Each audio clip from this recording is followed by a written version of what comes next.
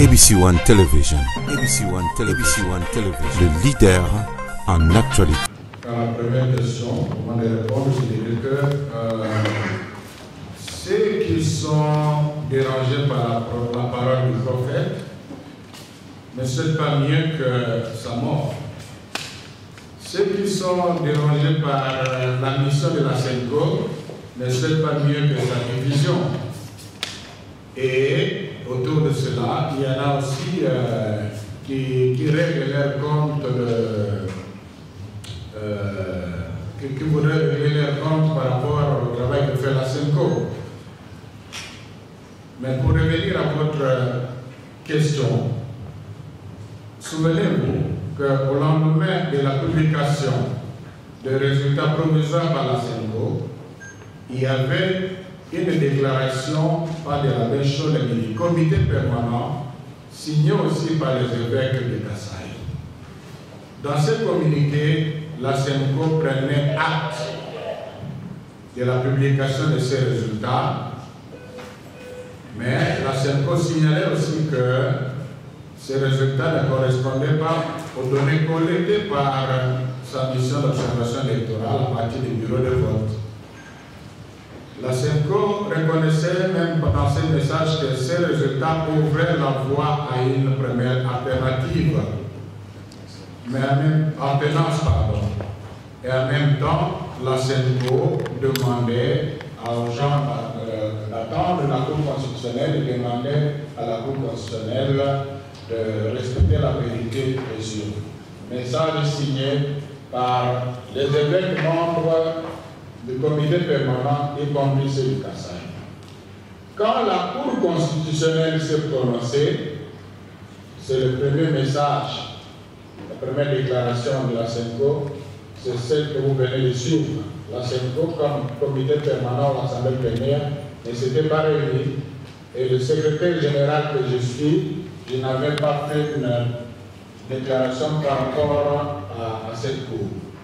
Les évêques du Kasaï ont écrit, si vous avez lu leur message, ils ne parlent même pas en termes de l'élection, mais ils parlent en termes de l'élévation. Lisez bien les textes. Au fait, là où vous semblez voir la contradiction, il n'y en a pas. Il y a trois niveaux. Il y a le niveau éthique. La vérité rend libre, on dit les évêques. Niveau éthique, les évêques défendent des valeurs non négociables, entre autres la vérité, comme pasteur, comme prophète. À ce niveau, ils sont tous d'accord. Et la présente déclaration, vous verrez, c'est signé aussi par les évêques du Kasaï. Ils parlent de déni de vérité, entre autres. Ça, c'est le premier niveau. Deuxième niveau, c'est du point de vue légal.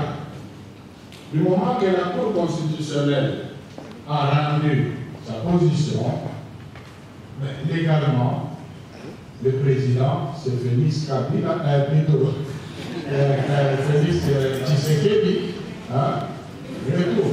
Et aucun évêque n'a contesté ça. Alors, qu'est-ce que vous faites pour dégager la contradiction? Vous prenez les déclarations faites sur le plan éthique, vous les mettez sur le même plan, les déclarations faites sur le plan légal, et vous dites qu'il y a contradiction. Non. Il y a aussi le niveau pratique de l'accompagnement. Donc, le message des évêques du Kasaï, c'était à placer sur le plan plutôt pratique. Mais en substance, comme vous venez d'entendre, ils sont tous signés. Donc, vous retenez à partir d'aujourd'hui que la Senko n'est pas divisée. Sur le plan éthique, ils défendent les mêmes valeurs. Sur le plan légal, et ils ont les mêmes positions. Sur le plan pratique, ils sont là, ils ont leur mission d'accompagner le peuple congolais et les institutions. Alors, je crois que quand on parle de l'ancien cardinal, il est toujours cardinal.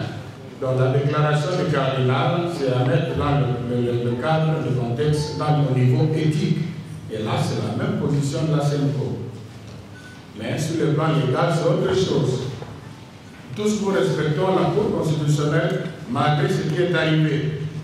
sur le plan pratique, je répète l'exemple que j'ai donné à une autre occasion, c'est comme un parent qui est contre la procédure avec laquelle sa fille ou son fils s'est marié par rapport aux coutumes et tout. Il a dit non, chez nous c'est pas comme ça, mais avec l'implication de l'autre parent, et finalement ce mariage a eu lieu et le curé a béni le mariage.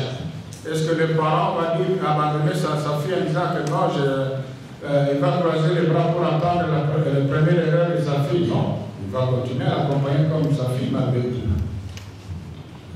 Donc ne voyez pas de division là où il n'y a pas. À la deuxième question, jusqu'où la SENCO ira dans la recherche de rétablissement de la vérité des yeux? Non, la SENCO, les évêques ont fait leur travail comme prophètes, comme pasteurs, et c'est très important pour l'histoire du pays.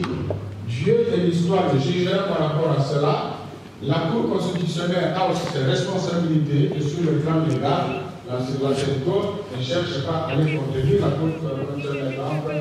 Le deuxième intervenant comprenne qu'il n'est pas pour la SENCO question d'aller voir d'autres choses en contestant la Cour constitutionnelle. On a déploré ce qui a été déploré. La SENCO travaille maintenant pour l'éducation civique, éduquer la population pour que ce qui est arrivé n'arrive plus. Voilà, c'est ce qu'on va faire les 3 jours. Donc la SENCO défend les valeurs des personnes. On est devant une réalité politique. Je crois qu'après avoir expliqué les 3 niveaux, vous comprendrez qu'on n'est pas là pour contre une personne, on est là pour défendre les valeurs. Et les pasteurs, pour eux, défendre les valeurs, c'est dénoncer les antivaleurs. Voilà pourquoi les évêques demandent au nouveau gouvernant de rompre radicalement avec les antivaleurs des régimes antérieurs, anciens. Vous vous souviendrez que les mêmes évêques avaient dit avant les élections que toutes les gouvernances qui se sont succédées ont mis le pays à genoux. Le pays a besoin d'un nouveau leadership où l'homme congolais serait au centre. Donc, en faisant cette recommandation au nouveau gouvernement, ça signifie que les évêques leur donnent la chance de réussir aussi. Les évêques ne sont pas pour leur échec. Leur échec n'est pas profitable au peuple congolais. Voilà les niveaux pratiques. Je peux avoir ramassé toutes les questions. Voilà. Merci. Oui, la deuxième série. Merci. Je souhaite toujours que cet endroit soit laissé libre, de telle manière que... Les évêques ne se sont pas penchés sur la question des sanctions américaines. Et donc, il ne revient pas à la SENCO de la commenter. Et par rapport au nouveau gouvernement, d'ailleurs, il n'est même pas encore constitué. Nous ne savons même pas de quoi il sera question. Il reviendra aux évêques qui se retrouveront en assemblée plénière au mois de juin de voir à ce moment-là si ça méritera une parole prophétique ou pas. Effectivement, deuxième intervenant, effectivement, la SENCO avait dit qu'il tenait au respect de la loi. Et je crois que la loi interdit de publier des résultats et la SENCO n'a pas fait. Je le démontre. Le résultat, la SENCO, dans sa communication officielle, a dit simplement que les résultats ne correspondaient pas à la vérité des yeux. Les données chiffrées, détaillées, ont été envoyés à qui de droit, à la CENI et au gouvernement.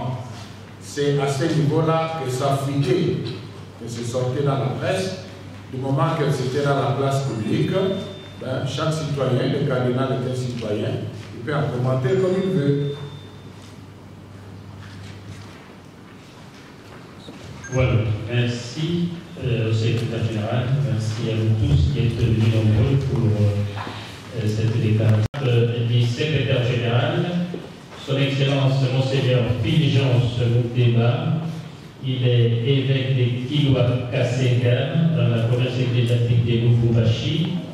Il est en même temps président du conseil d'administration de l'UCC. Je vais prier son Excellence de pouvoir se mettre debout. Alors, à la gauche du secrétaire général, vous avez son Excellence Monseigneur Sébastien Mouillé-Hou. Il est de la province ecclésiastique de Bukavu. Il est en même temps président de la CERN, c'est-à-dire la Commission épiscopale des ressources naturelles. J'ai pris son Excellence de céder pour qu'on le voit. ABC One Television. ABC One Television. Le leader en actualité.